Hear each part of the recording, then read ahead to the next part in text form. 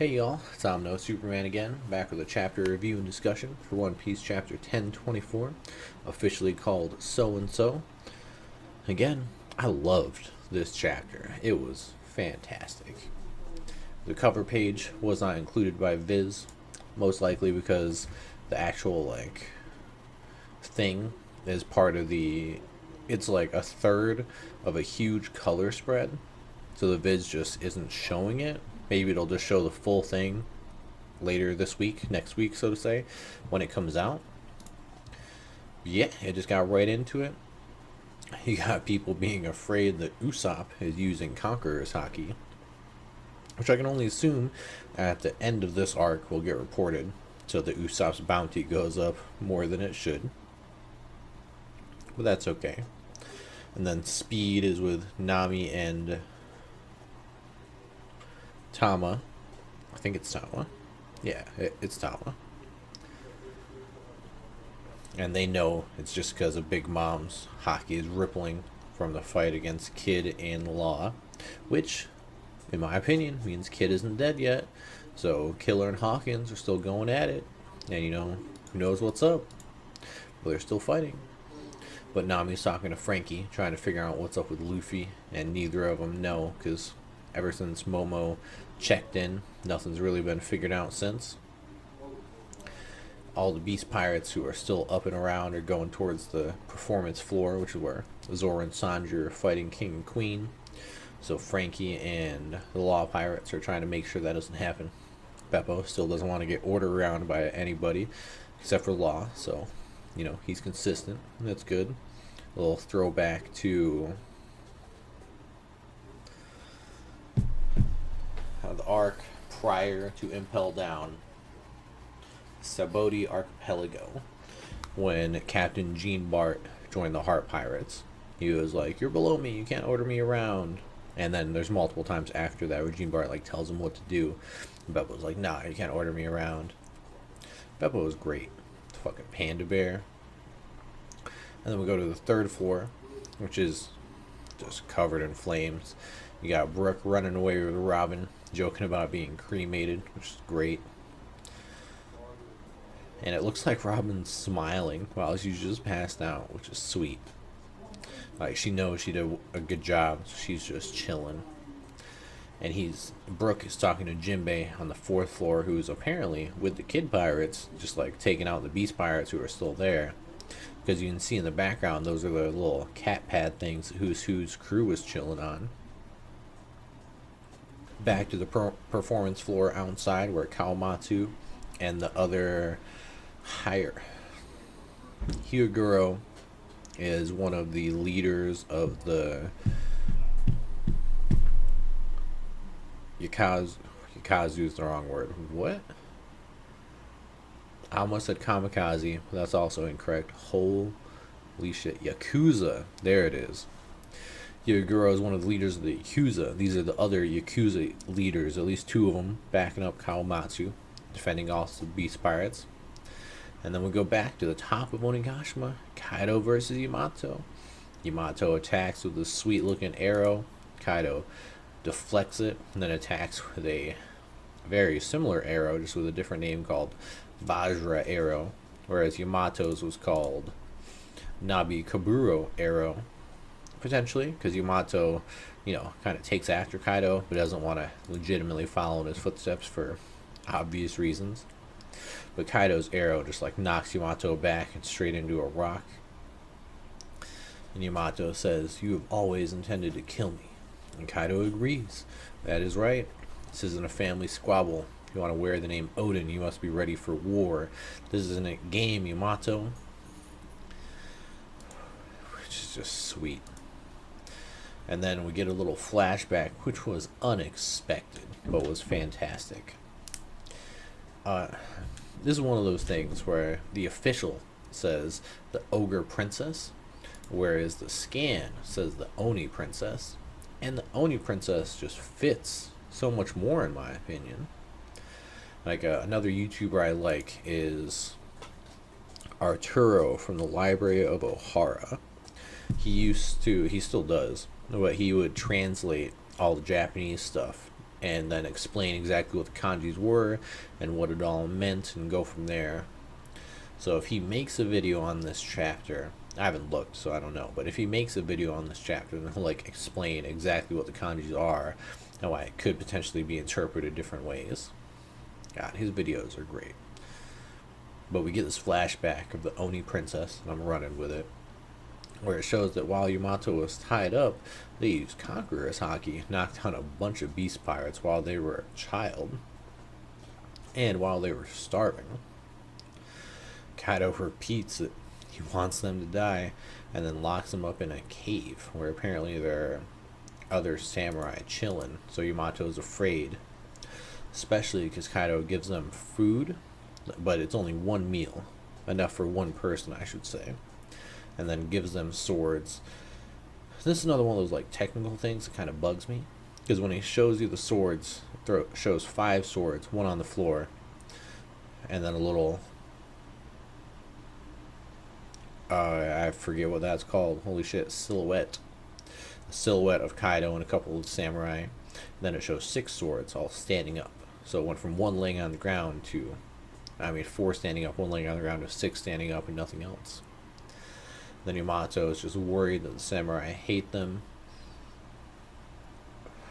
which is sad because Yamato is just a child. But all the samurai just move the dish and give it directly to Yamato, stating that a samurai does not feel hunger, which is just badass. And one of them, who we can only assume is Zoro's father at this point, because it looks just like him, in my opinion, and it is the Shimotsuki, I think it was Urashima Shimotsuki. So it does show that Kaido didn't like instantly kill him, he just imprisoned him. And my best guess is that that guy is Shimotsuki Ushimaro, if I have that name right. And the other ones are the other daimyos of Wano that Kaido just locked up after defeating them to try to get them to join his side, which is exactly what he's doing to Yamato as well. But they give Yamato the food. Yamato cries, states he'll never forget it. And then that Shimotsuki guy cuts off the chains for Yamato. So these could be the same chains that Yamato still has on. We don't know. We kind of assume they're different, but how it's specifically cut off and how it's shown, it looks like it could be the same. And Yamato asks, "What's your name?" And this is something else. The official says, "Just call me so-and-so." It's like kind of lame, in my opinion. And the translation, the scanlation, I should say, just says, "How is the disgraced samurai meant to introduce himself? I'm nobody important." Calling himself nobody important is way better than saying, "Just call me so-and-so." It could just be me, but come on. But yeah, that's awesome. And then Yamato reveals to them that they have Odin's travels, and they want to read the journal, but the words are too hard for me. And what I'm assuming the daimyos, they like freak out. That's Odin's voyage log, and then it shows them all reading it together, and it states, "It's been 10 days now. Your father might actually intend to let you die. At this rate, we won't be around to see this battle 20 years in the future that Odin speaks of." And Yamato states, "When that time comes, I'll fight on the side of Wano. I'll have gone to sea and be much, much stronger." And then the daimyos are all happy. It's like, that warms our hearts. 20 years is too long for us to bear. So they break out of this cave that they're in, which looks sick, stating that they would never bend the knee to Kaido anyways. And then it's reported that they broke out, and we don't see what happens, but we know they all lose. And Yamato just states, "I'm not alone. There are people who believe in me, people who accept me." And then they continue to fight Kaido, and we get a big picture of a Thunder Bagua. It looks like they both use Thunder Bagua. I think that's what Yamato used when they took out Alti, or knocked down Alti when they were first introduced. And you got Black Lightning coming off of both of them. And there's no break next week. We get another chapter, which is awesome. And for this, there are a couple things. Alright, little interjection real quick before I forget. I was rereading Wano. It's something I noticed that is in chapter 917, while Luffy and Zoro are in the process of rescuing Tama, with Kiku, of course. There's a scene where the town's on fire, and Speed is telling people to help out with the fire and get it taken care of. And there's a group who call themselves the best firefighting squad in Wano, Igum. Just literally spelled I-gum. And it shows them dancing on ladders, just ready to take the fire out. Currently on Onigashima, a lot of people have mentioned in the chapter itself that fire is like raging through Onigashima. So it's kind of random, but I feel like this best firefighting squad in all of Wano will come on by and help with all the fire and go from there.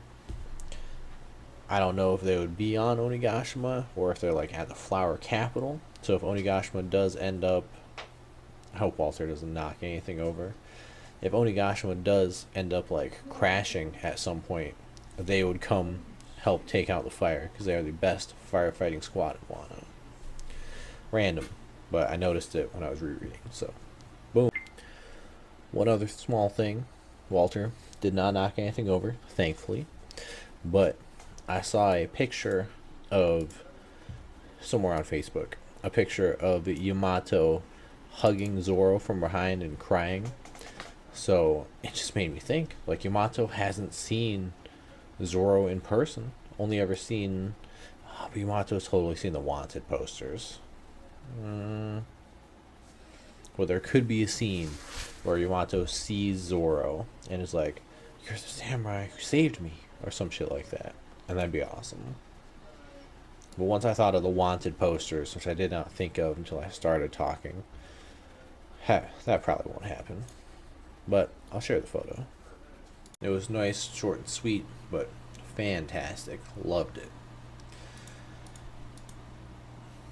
I would, as of now, bet money this is Zoro's father. There's too much resemblance. There's no way Odin would not do that on purpose. That's fantastic. And I do remember when the daimyos were shown the first time, this was the guy who was silhouetted the most. So it was unsure exactly what he would potentially look like. And that's leading up to this, which makes sense. More on the Zoro part. When we were first introduced to Zoro, he's imprisoned, like on that cross thing, and Luffy goes to find him. And the girl offers him food, and the food gets like knocked into the dirt. And Zoro states, "I am not hungry." Something along those lines, I believe. We all know that Luffy saves Zoro, and Zoro joins his crew, stating that he'll become the world's strongest swordsman and nothing will stop him, which we all believe will come true. I assume we'll all believe it comes true, at least. I for sure as fuck do. So, compared to all the samurai we keep getting introduced to, it just fits that Zoro is the son of a samurai. Like, this is, it's just so good. And for Kaido, I think there's two ways to go about this. One way to go about it is that as of now, Yamato is just as strong as Luffy and was stronger than Luffy when they first met.